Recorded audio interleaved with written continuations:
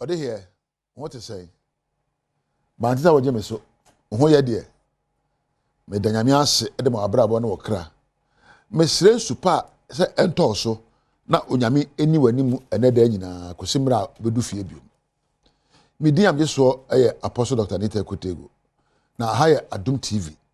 You may deal with so Nkuranhyensem. Me no koso aka mental toughness. Adwemo po na adwemo hamodne. Me se na no ekọ aburi na me kokofodua. Na efri ayimensa na manfo emrante etete apomu hu obi a hu abasa se yes abasa. Hu sere na o se nipa edu sere akabomu waye macho. Nanso odi so ba bi na me hu so nyina awe nsafuo. Na astie nsam a waka na se be nyansa nim.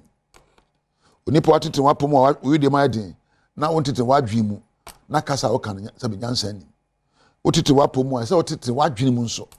Na onipa wadwene ene wo. Nipa dua enche nipa wo yo. Me hu macho ma me nsuo me bisa wadwene te sai. One say David ohu macho ma friend Goliath but obre na sekete isa say David adwene mu do ese Goliath adwene.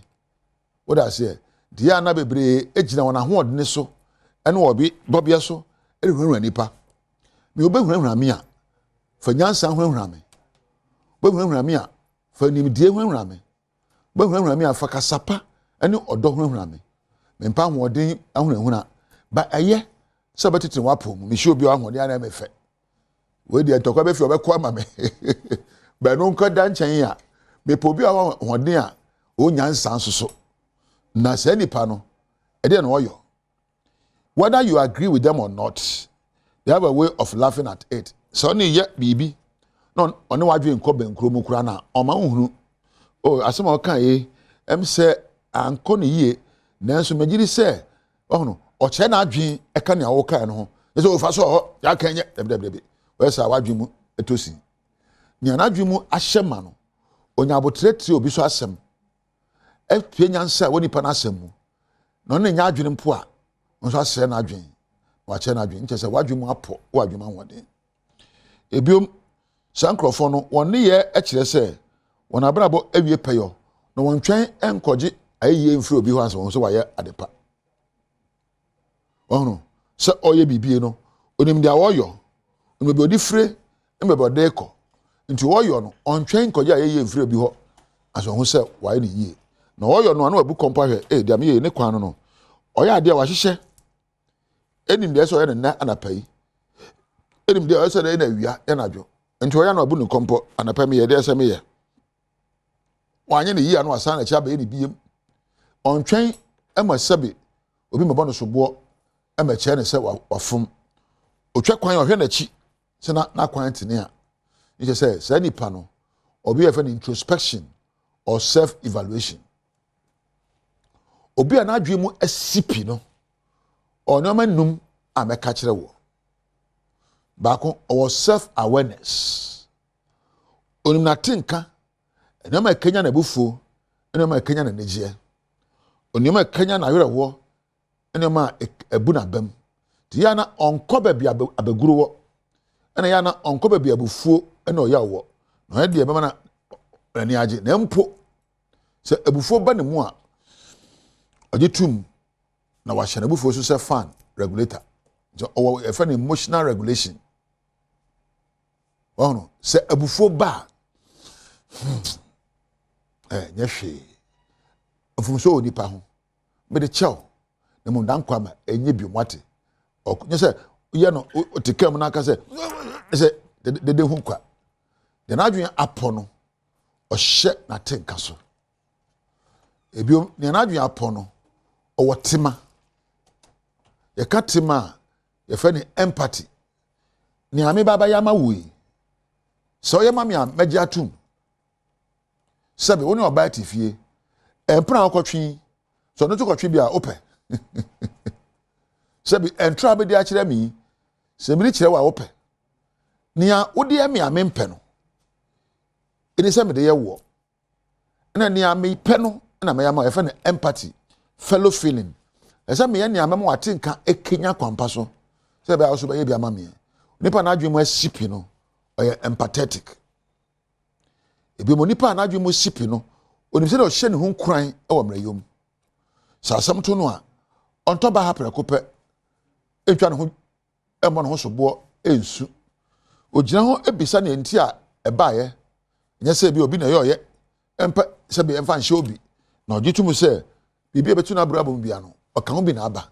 He is responsible.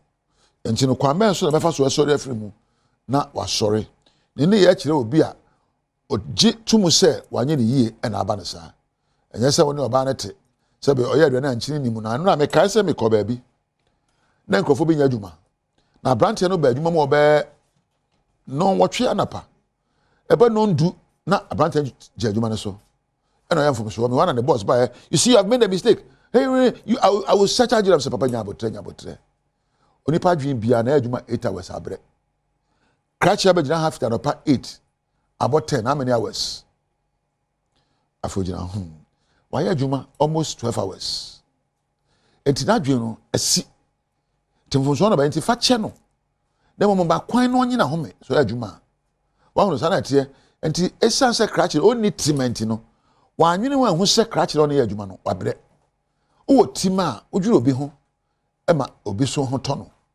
woni ya ne tima no sebe da bia no ogira okwa achi na we da kwesua we ya nchina twa aduane mo bi sa se adwen be no de aduane na nchina twa be na wa ma na neja na adwo e bia okwa adwuma kwa anka se odo me kwa ba e bia wan hwene man ka se odo ho ofe na otemuka so a na ni age aye nkwanpa won nti se dia wo pese e yo ma wo sa na se o ye ma obi be empathetic towards others and then learn to self-motivate yourself. Kra no ni anadwen asip yo adwemo ahon no. Oni mikita hodie. Oni mra ese ono wosede. Ono ni mra ese o hye wonkran. Oni mra ese o pagya wo. Oni mra ese o beja wo. Oni mse de oni nipa ekoba. E fe no social skills. Oni ni ese fata na pa. Oni de na wia na adwo. Ese wo de na adwo na be na dapa. Oni madwuma mre. Eno nim sede mre. Oni magro mre. Eno nim nia ye tete apom mre. Nya da bia ye nko no de akire. Oni mre de sua de. Eno nim mre ye de gi ahom ye de da. Oni sede wa hye na brabo akosie. Se brabo won so bebre ebe nyamesom. Oni sede osom nyamefa. Nya adwa da otia so dem, ebe na otia so dem, ukwada da bi. Oni nyamesom mre. Eno nim mre de adwuma manipa. Oni mre otibi hwehwa na wedie mu. Oni sede o hye ne hofa. Sabi obi anadwuma pon onim se do be kura ne motuamu ekura ne se ekura ne wedie mu na ho agye mpampa o tira be ka no entwe mo bi me ka che o sabi wo ho gye ho wan kasa hwa wedie mu no wanumu na hwa wedie mu na kasa me amenam we madwumu siye na mpo bi ka bebi kire me a menyi ntumu a ese me bisa nkire mu na me ti ase wi a na me nti ase ma che so oh da ka yi ka ko ha ka ye se wadwun asiye ene day me bom paye se onyankopon nankasa be ma wadwe mu asiye nyansa akwan so ahobrasie mu odomu ene empo timemu na wo kyena wo hia me a no abuko so data frɛ aka se onyame ene wontina